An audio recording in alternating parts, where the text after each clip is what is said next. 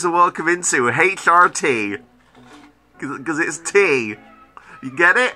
It's a thing I'm doing. Leave me alone, it's a pun. Today's video is going to be about family and transphobic members of family and how I have dealt with it and how others should try and deal with it and how we can hopefully fix it, because I think it's quite a big issue. But first up, we have comment of the week. So this comment was made on my channel by someone who was having an argument with someone else in the comments, and I wasn't getting involved because I didn't really see the point. I don't like confrontation. I think that's been made pretty clear on my channel. But then they left this comment. By the way, Roxy, how many of my videos have you ever watched? Did you sub me back? No, you did not. I am tired of blabber from those who have no medical education in their background as I have. So goodbye, unsubbed.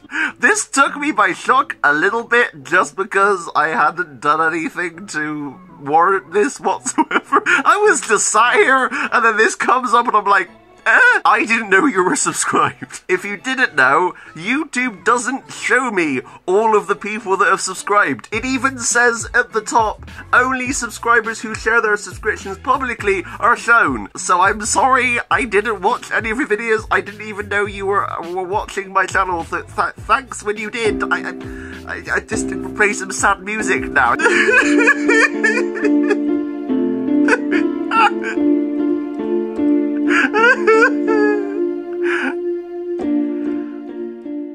This is obviously all in good fun, it's fine. Okay, so the main meat of this video is me talking about transphobic family members. I have been extremely lucky in my transition because I've had so many great experiences with family members. My biggest worry was my dad basically leaving me, basically throwing me out and completely leaving me on the side of the road, and that never happened, thank God. And the people that are in my family, who are close to me, have no issue with the fact that I'm trans. So a little bit of a backstory. My uncle had been leaving messages on my Facebook, birthdays and Christmases, basically with my dead name, which isn't something that you generally do.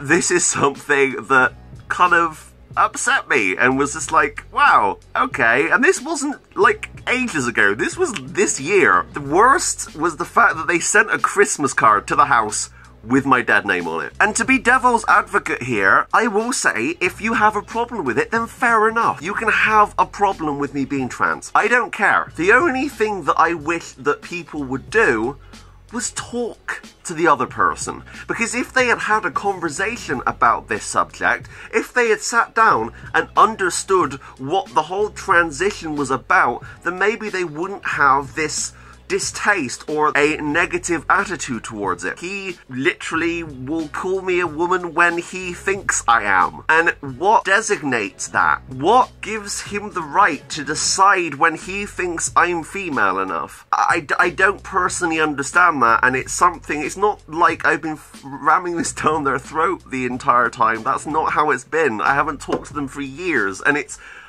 upsetting because I used to get on with them so well. It's hard for me to want to even talk to them now when they basically think that it's okay to do something like that. Family is incredibly important. Family is the most important thing in the world, and I know that there are a humongous case of trans people who don't have family, and their families have disowned them, and their families have screwed them over completely, and that is beyond fucked up. I have no sympathy for people who do that. But there are cases, and I have been messaged by people in these certain circumstances who have wanted to fix that issue. People who have had family members disown them almost, and that family member realizes maybe that wasn't the right choice and they want to get back in contact. And I applaud people that do that, because that means that there is humanity in the world. I suppose trying to explain how I'm transgender to someone, it is hard. It's hard to understand. It's not something that you can just go, oh, hey, I understand what that means. No, I don't think anyone, apart from the person who's suffering with it, truly understands what being transgender means.